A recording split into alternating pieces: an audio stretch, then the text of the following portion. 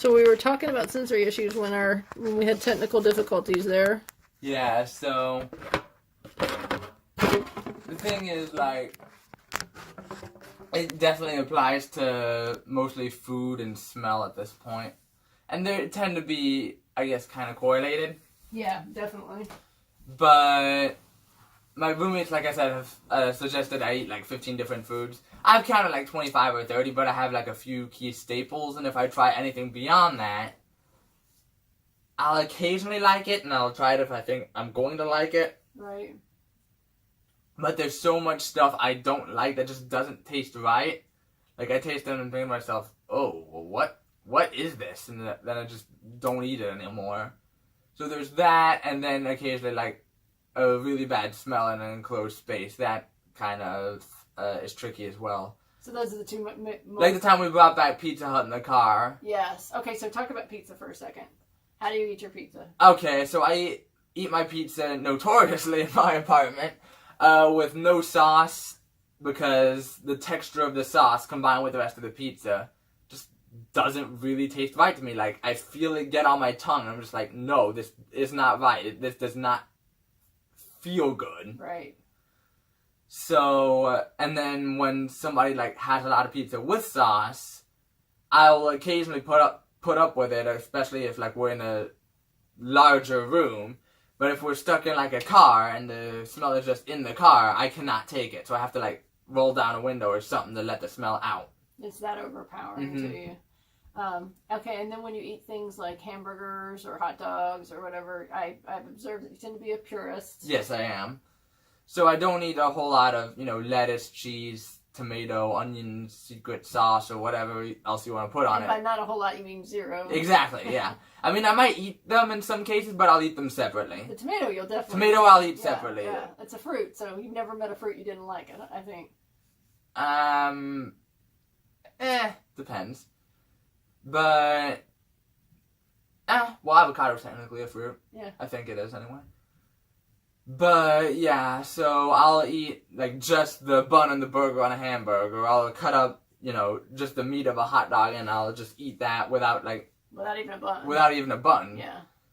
Because I'll do basically whatever tastes best for me. Yeah. And for me, that combination just doesn't taste right. Right. And so that rules out any casseroles or anything really that's a mixture or a blend of flavors, pretty much.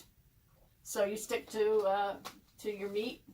You love a good steak. I love a good steak, absolutely. Yeah, meat and fruits and... But even with steak, like, they'll occasionally put, like, garlic butter on it when we go to a restaurant. The first thing I do is I take my knife, I scrape off the garlic butter and just move it to the side. Yeah, yeah, just like it plain as it can go. So for sensory issues then, today, you would say that it's taste and smell are the ones that...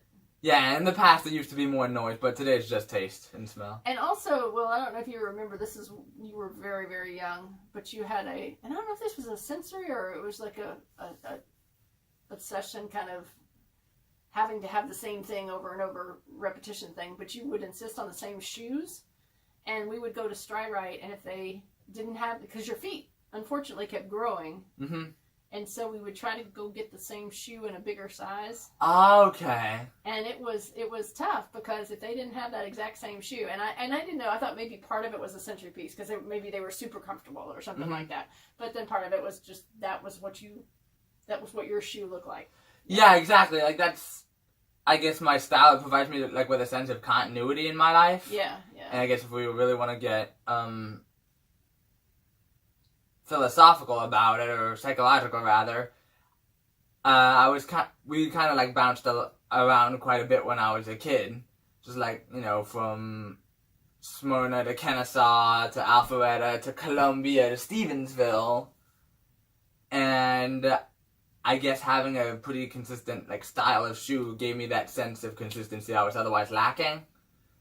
But even so, like, when I like something, I'll generally stick with it. Like, even with my Crocs. Yes, I was going to say, speaking of style, let's talk about your current footwear. Well, no, let's talk about my past footwear first. Okay. Because for years, I had Crocs, but I had the same blue Croc with the white and red strap. Yeah, yeah.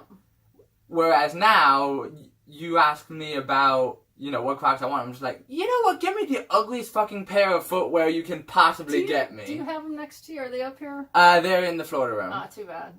They're tie-dye Crocs. So. Yeah, they're tie-dye. Yeah. So I get a lot of compliments and occasionally people laughing, so. Yes. And I'm good with that, honestly. It's my style, it's my brand, it's my thing. I get really colorful in my clothing. Yeah, you do. You do. All right. So sensory issues. We talked about that. I'm trying to think. You said when you were younger, sound was one. Sight. Were there anything that visually overwhelming to you that you can think of? Not really. No. I can't think of anything. All right. Were you lonely growing up? Did you notice you were different than other kids? Well, I was kind of lonely growing up, and part of that, I think, is, again, the lack of consistency. Like, I never had the chance to really make stable friends. Like, I had, temporary people, remember Rick and Alpharetta, Katie from Columbia, but until I got to college, I didn't really have, it seemed like, any people I could consistently hang out with who actually, liked me. So, once I got to college, I ultimately did, find those guys, and they're still my roommates, and now I'm going to leave them in a month, and that's going to be, a tearjerker. That would be hard. But, now I know I'm at least capable of, I guess, finding those people. And then what was the other question there? Oh, real quick, I was just going to say that people told me when I would lament as your mom, I would be like, oh, I hope he can find friends that, people that get him that he can relate to, and people kept telling me that you would find your tribe when you got to high school. They said, high school is that time where there's so many different personalities and there's so many fuck high school. There's so many different, little cliques and groups. He's gonna find his tribe. High school sucked. And I'm like, that did not happen in this case. But it did for your brother. So I can understand that it might for some people and might not for others. Ultimately, though, as long as you did find your tribe. Yeah, it just took me until college. All right. What was the other question? Oh, did you notice you were different than other kids? Well, yeah. I mean, it's kind of hard to, not notice me. Part of it was me, I guess, willingly setting myself apart. Like, I was one of the only people in class who willingly, spoke out, volunteered answers, because I didn't have a fear of, being wrong. I didn't have a fear of being corrected. So I was frequently, the teachers better always, volunteering answers just because I knew I was capable of doing it. Right. Whereas the rest of the class is like, no, I don't really feel like talking, it's okay. And then, I guess the other thing is, everybody has, a stronger social life than at least I did back in the day.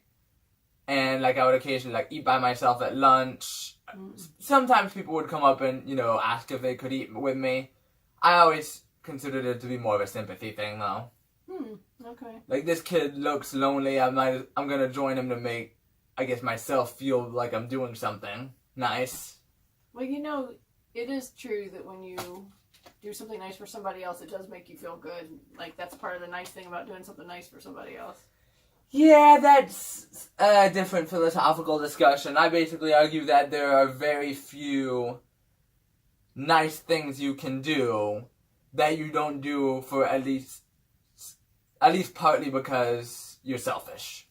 Well, and that's kind of what we're kind of saying, the same thing. You're doing it because it makes you feel better. Yeah, you're doing it to help the person, but it also makes you feel better, so it's a win-win. Mm-hmm. Kind of, yeah. Did you have pets growing up? And I happen to know the answer is yes, so I'm going to ask the second part. Cool. Was it helpful to grow up having pets? And would you recommend pets for others on the spectrum, and why? Whew. Okay, well, it looks like I'm kind of going to get dark again. But it did definitely help from time to time. So, my first pets were okay. Mishu the cat, Scooby the dog. They were okay. They didn't really stand out, though. I didn't really have problems at that point. High school was horrible. I had, genuinely thought of ending it all at least a couple of times. I remember. It was... And one of the main reasons that I didn't do it was because my dog at the time, and still my current dog, Mikey, wouldn't have me in his life anymore, and I didn't want to do that to him. And so, it was because he was there and because I knew he had that connection with me when it seemed like no one at my high school did, that I felt, okay, well, if I, go away, he's not going to know what happened. He's, never going to have me again. Mm-hmm. And I decided, no, I can't, I can't leave Mikey like that. Did you ever think of what your mother would feel like if you ever left her like that? I really didn't, because, you, Evan, Pop, I knew you did, love me, but I kind of had the sense that it was because you had to. Really? Mm-hmm. This is a revelation for me. I never knew that you felt that way. I mean, I don't know how else to, describe it. But back in the day, I was like, well, yeah, you're my parents. You're supposed to love me. But, somebody like Mikey, the dog, is just unconditional. He doesn't know he has to love anyone. He just does. Right. Pure, unconditional, genuine love. Exactly. And I think that was kind of what I needed. Yeah. Because as much as I unconditionally love you, I was dealing with my own stress. Yeah. Yeah. And it's hard to... That's hard. That's a hard balance. Yeah. Yeah. So just real quick, and this is not a question on the thing, but it just brings to mind when you say you thought about ending it all. Did you talk to therapists? Did you go and try to get some help? What was going on? You mean right when I was considering, doing it? Or along the way when you were feeling down, or... Yeah, I've talked to therapists, and, they have helped occasionally. I'm in a much better place now, though. And I will say, the most helpful you could be, or the most helpful thing for me, especially when I was feeling low, and I guess the most hurtful thing, too, was myself. I thought, okay, well, I have, this to stick around for, if I was the one who basically considered, if I die, A, I'm never coming back, but B, I don't know what happens after I die, so if I'm just nothing, I don't want to be that. Mm-hmm. So it was, that logic that sort of helped get me through it as well. Okay. The therapist did help. The medication ultimately helped, keep me cool, not all that anxious, up until, last year when I just... I realized I didn't really need to do that anymore because my life is otherwise pretty strong right now. Mm-hmm. But I was a pretty, key component in that as well. Okay. So you helped yourself. Yeah. Help pull yourself out of that. I just recall the reason I asked the question about therapists is because one realization I had as the mom along the way is unless you're willing to talk, there's nothing they can do to help. Exactly. And so I know we went to at least 4 different therapists over the years, and one of them taught you how to play a mean game of chess. That's when you were probably 8. You learned how to play chess, and you became a really strong chess player because he was a play therapist, and that was what you gravitated toward, and so y'all chatted over chess, but I think mostly it was chess. Mm-hmm. And then we tried again a couple of years later, and you didn't have any interest in talking. I didn't get the point of therapy. Absolutely. Yeah. I didn't know, appreciate that the only way they could help me is if I opened up to them. Yeah. So once we had Dr. Greenberger, or the doctors Greenberger, much more recently, I realized, well, the only way they can help me is if I actually answer their questions truthfully and insightfully. Right. Exactly. Well, I'm glad we got through those. There were some scary times for sure.